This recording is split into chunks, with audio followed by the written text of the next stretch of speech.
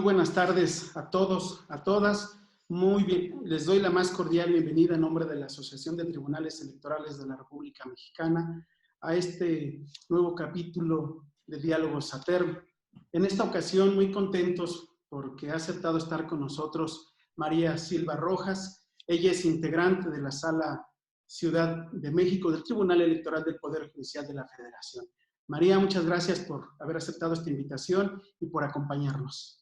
Al contrario, muchísimas gracias a ti, Luis, a César por la invitación, a la asociación, por estos diálogos, estas entrevistas que he estado teniendo, que seguramente nos van a poner a reflexionar acerca de cómo mejorar tanto nuestra democracia como la impartición de la justicia electoral. Sí, por supuesto, y con temas, me parece, de suma trascendencia. Y justo el que será objeto el día de hoy, me parece, en México y particularmente en el esquema de impartición de justicia, perdón, en nuestro país, ha venido a recobrar una gran importancia. Y me refiero a la justicia abierta.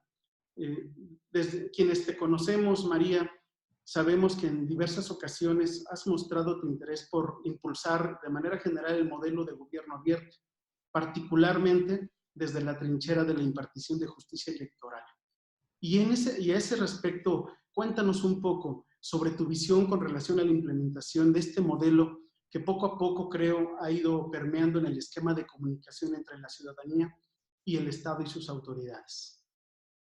Bueno, pues muchas gracias. Sí, efectivamente es un tema que me interesa mucho, me interesa desde que llegué a la Sala Regional Ciudad de México. Y creo que ha habido muchos avances en poco tiempo con el impulso que se ha dado en general en la impartición de justicia, pero de manera muy particular en la justicia electoral.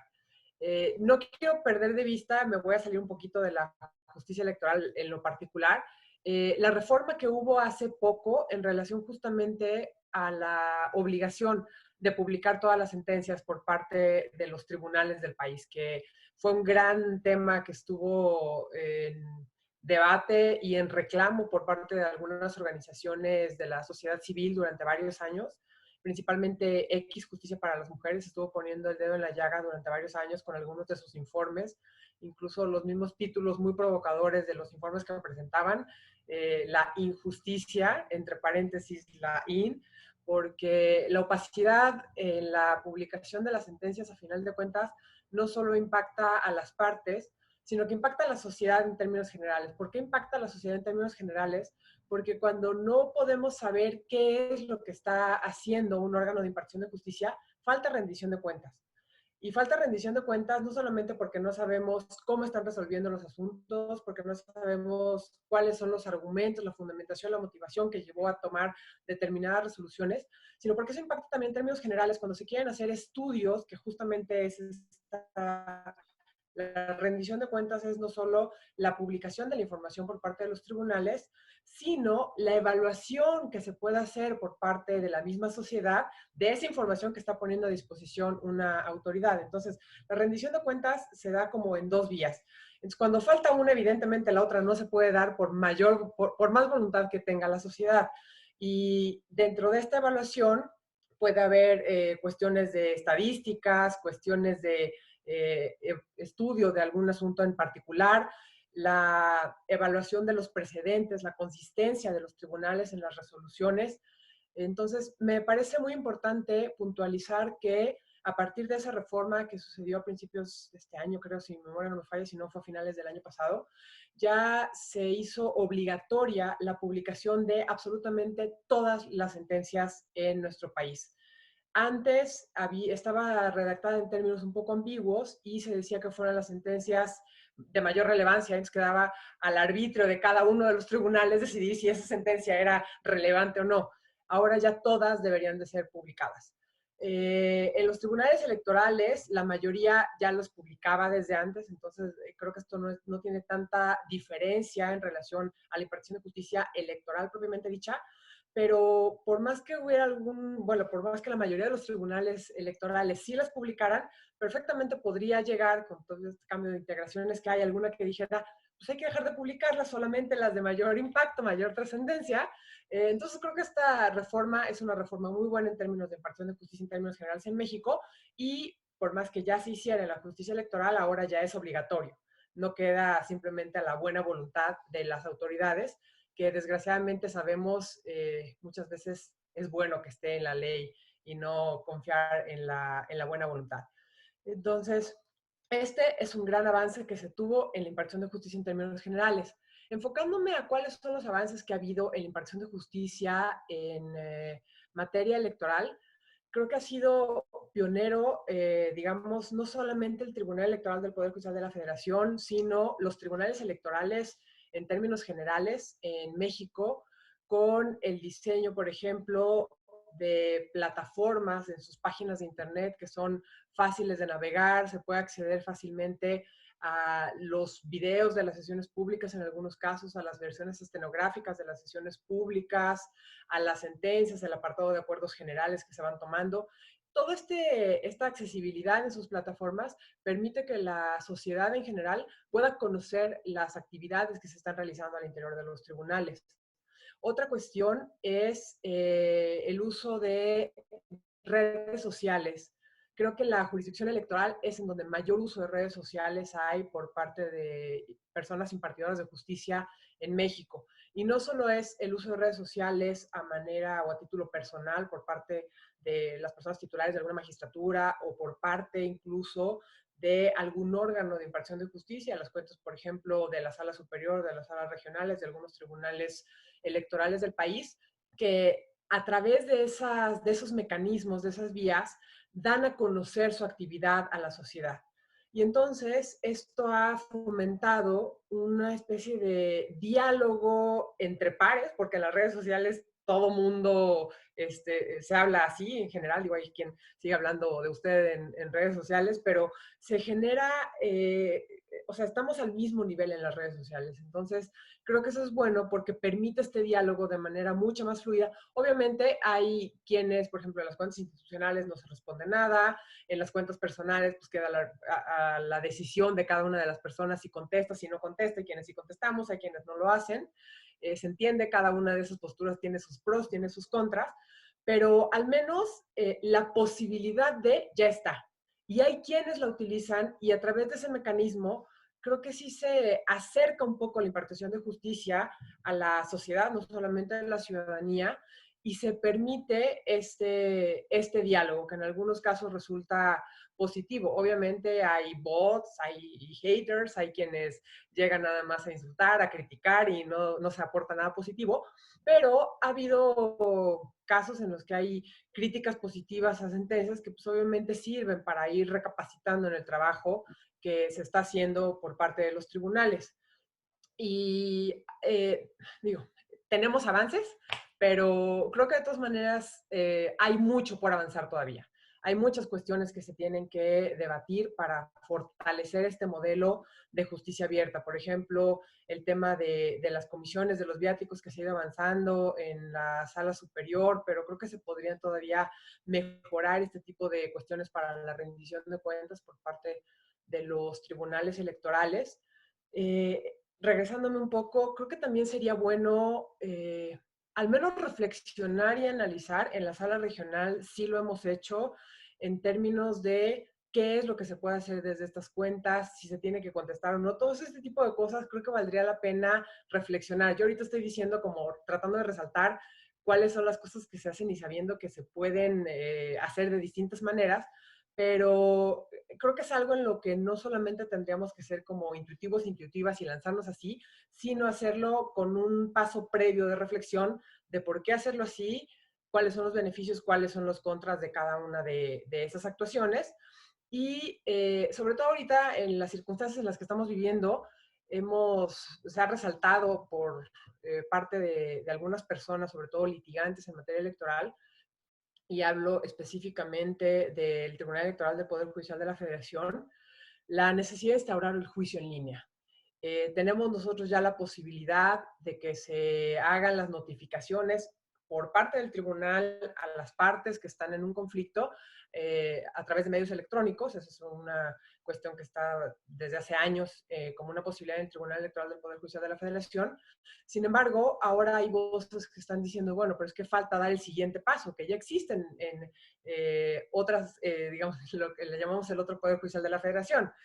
pero en el caso del Tribunal Electoral todavía no existe esa posibilidad. Y eso, a final de cuentas, también permitiría seguir avanzando en este modelo de justicia abierta porque permite un acceso mucho más fácil a la justicia a las personas que necesitan acudir a solicitarla a los tribunales. Sobre todo pensando que hay una sala superior, 5 salas regionales y la sala regional especializada en el país. Eso implica que hay 5 ciudades con salas del Tribunal Electoral del Poder Judicial de la Federación y hay 32 entidades federativas y hay muchísimas ciudades y municipios en el país, lo cual hace que en algunas ocasiones sea oneroso el traslado para poder interponer una demanda, sobre todo en estos casos en los que nos encontramos, en los que algunos de los tribunales locales han suspendido sus actividades debido a la pandemia en la que nos encontramos y las medidas de seguridad y salud que se han tomado, pero la oportunidad de poder presentar un juicio en línea creo que sería, bueno, al menos es uno de los pasos que ahorita han estado reclamando algunas personas. O sea, llevamos avances, pero creo que todavía falta para poder decir que estamos en un verdadero modelo de justicia abierta. Es muy interesante la manera en que planteas el tema de la justicia abierta porque nos permite redimensionar la importancia que tiene como un elemento que contribuya al fortalecimiento de nuestro régimen democrático. Porque tradicionalmente se ha visto a la legitimidad de los jueces desde el punto de vista de las razones que dan en sus sentencias, desde la validez de sus argumentos formal y materialmente dados, ¿no? Desde el punto de vista de la argumentación jurídica, pero esto a menudo se ve muy limitado porque no se acompaña con un modelo de comunicación para toda la ciudadanía que al final del día es a quienes brindamos nuestro servicio. Y esto desde luego impone muchos retos precisamente para que la información, esas razones de las que has comentado, no solamente sean accesibles, sino también sean de un entendimiento sencillo. Sin duda, la política de justicia abierta implica muchos retos para las autoridades, especialmente las jurisdiccionales. Y precisamente partiendo de esta premisa, María, yo quisiera preguntar, ¿cuáles son las medidas de política de justicia desde el Pleno de la Sala Ciudad de México de la que formas parte y también las que particularmente se han implementado desde el equipo de trabajo de la ponencia de la que tú eres titular? Bueno, primero, para contestar esta pregunta, tengo que hacer una precisión, aclaración. Afortunadamente, en el Pleno de la Sala Regional Ciudad de México, del que me honro formar parte, desde la integración anterior, que fue cuando yo llegué a la sala, tenemos una, digamos, actuación muy colegiada en muchísimos temas, incluyendo este. Entonces, excepto, no sé cuántas personas de las que nos estén viendo sepan de mi puertarrón en el que tengo algunas palabras prohibidas que mi equipo de trabajo no puede escribir en los acuerdos o resoluciones. Es lo único que tengo que yo sepa a nivel ponencia que no existe en el Pleno. Todas las demás cuestiones o ideas que se le ocurren a cualquiera de los magistrados o a mí en relación con la implementación de un modelo de justicia abierta, la sometemos a consideración del Pleno y lo hacemos a nivel sala, a nivel institucional. A final de cuentas, somos un equipo de trabajo, somos una sola institución y es la manera en la que hemos tratado de actuar desde la Sala Regional de Ciudad de México. Entonces, las políticas, medidas que voy a comentar enseguida son políticas que tiene la Sala Regional. En términos generales, no hay nada que tenga a nivel particular en la ponencia. ¿Cuáles son las cuestiones que hemos tratado de ir haciendo? Desde hace 3 años iniciamos con observatorios de sentencias en los que invitamos a personas de la academia, a personas involucradas con ciertos temas particulares, a reflexionar acerca de algunas sentencias que nosotros consideramos, digamos, importantes, relevantes. Los observatorios los hemos hecho en relación nada más con 2 temas. Un observatorio en marzo para analizar sentencias relacionadas con temas de género y otro observatorio en agosto para analizar temas relacionados con pueblos y comunidades indígenas o pueblos originarios en la Ciudad de México. Entonces invitamos a personas que están familiarizadas con ese tema, que conocen del tema, no necesariamente personas abogadas, porque también justamente una de las cuestiones que queremos es ver cómo perciben nuestras sentencias la sociedad en términos generales, no solamente el mundo jurídico en el que nos movemos. Y los resultados han sido bastante interesantes. Esperamos que a pesar de lo que está sucediendo ahorita podamos retomar este año. No sabemos cómo vaya a suceder. Estamos adaptándonos a una nueva normalidad, manera de trabajar. Pero bueno, eso es algo que veníamos haciendo desde hace 3 años y nos ayuda para reflexionar acerca del trabajo que estamos haciendo. Son cuestiones que incluso a mí me llamó muchísimo la atención el año pasado, después del observatorio que tuvimos en relación con sentencias relacionadas con pueblos y comunidades indígenas u originarios. A la semana yo empecé a ver cambios en la redacción de ese tipo de sentencias por parte de los equipos de trabajo. O sea, sí funciona el recibir los comentarios de la gente a quien está dirigida esa sentencia o que posiblemente puede criticarla para mejorar lo que estamos haciendo. Otro tema es también el mejoramiento, y lo mencionabas hace rato, creo que también en la jurisdicción electoral se ha avanzado hacia la redacción de sentencias más claras, más sencillas, más entendibles, y decías tú, por cualquier persona. Justo la semana pasada participé, bueno, las 2 semanas pasadas hubo un taller de redacción de sentencias impartido por la Escuela Judicial Electoral, y la persona que abría el taller decía, es que hay personas que dicen que tiene que ser comprendida por cualquier persona. Si yo no estoy tan de acuerdo, yo creo que debería ser comprendida por las partes, pero no por cualquier persona. Difiero, opino como tú, yo creo que sí debería ser comprendida por cualquier persona porque las sentencias tienen un impacto en toda la sociedad. Y entonces, cualquier persona que integre esa sociedad a la que puede impactar la sentencia tiene el derecho de entender lo que se está resolviendo por parte de los tribunales electorales.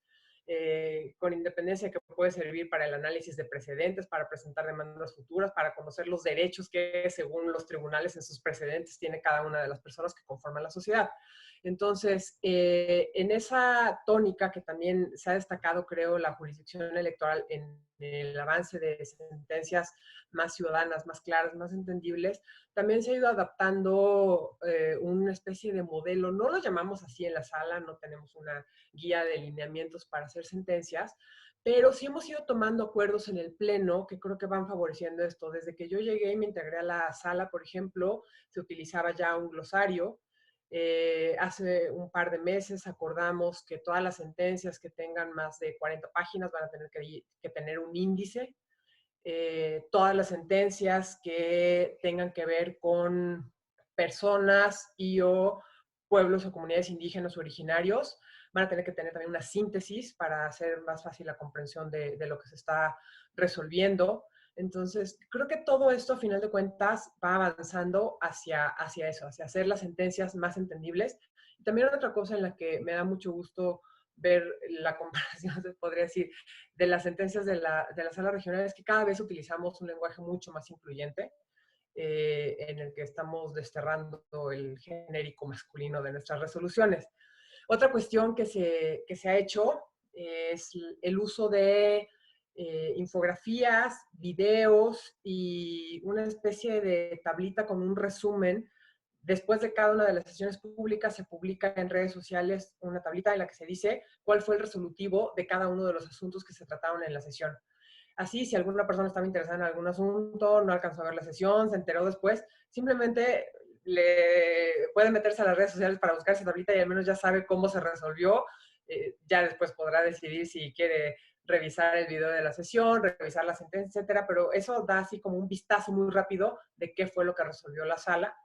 Las infografías y los videos publicamos las infografías en los casos en los que la sala está sentando algún precedente importante, al menos en consideración del pleno, para que de manera gráfica y corta, concisa, se esté explicando cuál es el precedente y cuáles fueron las razones que tuvo el pleno para llegar a esa determinación. Y también elaboramos una especie de capsulitas de video en las que algún secretario o secretaria de estudio y cuenta o personal de las ponencias explica cuál es la resolución a la que se llegó por parte de la sala regional en los casos en los que consideramos que son cuestiones relevantes. Unas precedentes, infografía, cuestiones relevantes en videos, para que o sea, si es una cuestión muy relevante, para que quede claro cuál fue el problema jurídico que se resolvió y cuáles fueron las razones que tuvo la sala regional para resolver. Otra cosa que se me hace destacable de estos que le llamamos productos es que tanto las infografías como los videos, como la tablita, son, de alguna manera, digamos, emitidos por la sala regional. No a título personal por cada una de las magistraturas que integramos el pleno, en todo caso nosotros lo retomamos.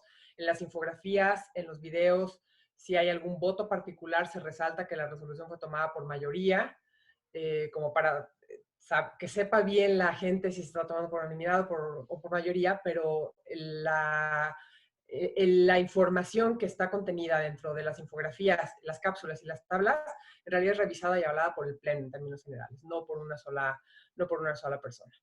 Y también hay un boletín que se emite después de cada una de las sesiones públicas con un resumen de los asuntos más importantes, que en todo caso también sirve para comunicación con medios de comunicación social.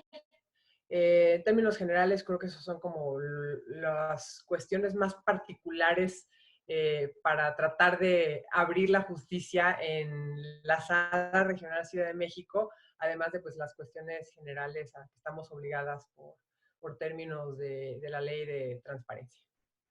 Sí, es muy interesante los diversos mecanismos de los que algunos incluso somos testigos, quienes les seguimos en redes sociales, y la verdad es que ayuda mucho a tener el conocimiento más sencillo de los asuntos. Me parece que son mecanismos que han sido muy útiles. Y justamente estas estrategias que se han adoptado desde la Sala Ciudad de México, creo que también nos dan pie a redimensionar en esta labor de difusión de la actividad de la sala regional y del resto de los tribunales o órganos jurisdiccionales, el uso de las nuevas tecnologías de la información y de la comunicación. Y me parece que eso se convierte en una herramienta indispensable. En ese sentido, ¿cuál es tu visión? ¿Dónde estamos? ¿Hacia dónde vamos? ¿De qué manera vamos a tener que hacer converger esta política, estos mecanismos de justicia abierta con relación al uso de estas nuevas tecnologías? Pues creo que justo la situación que estamos viviendo digamos, fue un golpazo de realidad en muchos ámbitos de la vida de la sociedad en general. Y en el ámbito de la impartición de justicia creo que nos enfrentó a que teníamos un atraso en el uso de estas tecnologías. Las tecnologías de la información y la comunicación tienen muchísimos años ya que eran disponibles y apenas estamos aprendiendo a utilizar Zoom, estamos aprendiendo a hacer home office, estamos aprendiendo muchísimas cosas que ya estaban disponibles. Simplemente ahorita nos vimos obligados y obligadas a utilizarlas por cuestiones fácticas que escaparon de nuestras manos. Y creo que eso nos tendría que llevar a reflexionar acerca de qué otras cosas están por ahí que podemos utilizar y no hemos aprovechado simplemente porque no nos hemos puesto a la tarea para explotar al máximo todas las herramientas que tenemos que nos pueden ayudar a tener un modelo de justicia más abierta y más ciudadana. Por ejemplo, y retomando el tema que decía en la primera intervención, el tema del acceso a la justicia, cuando solamente hay salas del Tribunal Electoral del Poder Judicial de la Federación en 5 ciudades.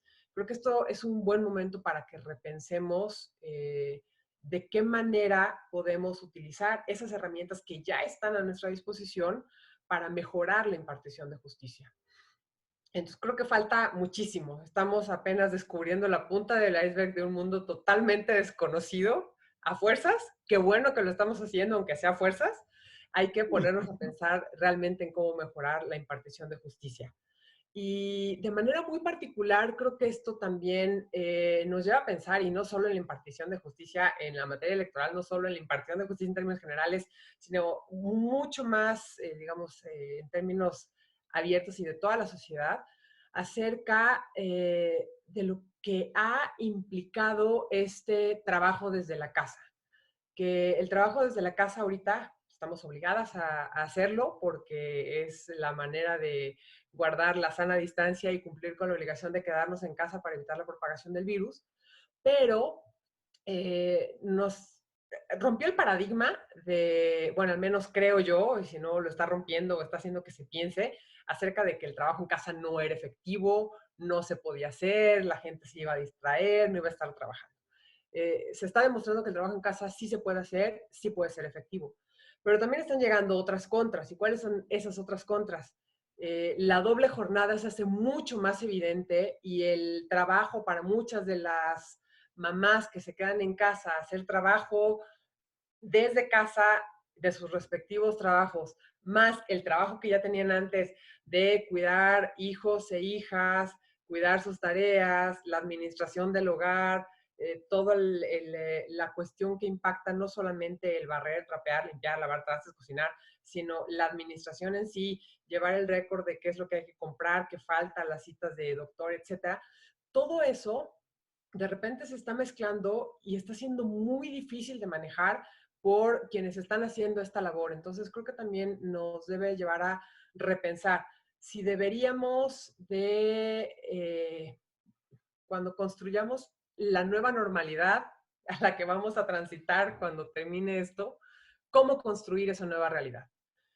Va a ser bueno el permitir el trabajo desde casa a ciertas personas, en qué condiciones para que no sea algo que les, más bien que sea más trabajoso para esas personas, porque en algunos casos se pensaba, el trabajo en casa puede ser bueno para las mamás porque eso les permite estar ahí, sí, pero eso no es que vayan a estar trabajando desde su casa y nada más trabajando, están haciendo esa doble jornada. Entonces creo que es un momento para repensar como sociedad este tipo de cuestiones que justamente tienen que ver con la eficiencia en el trabajo utilizando las TICs. Muy interesante. Y una última pregunta, si me permites, eh, partiendo de lo que planteabas, justamente la política abierta como una forma de maximizar el principio de máxima publicidad y rendición de cuentas, ha permitido posicionar algunos temas que resultan importantísimos, yo diría vitales para el fortalecimiento del régimen democrático al que aspiramos estar en México.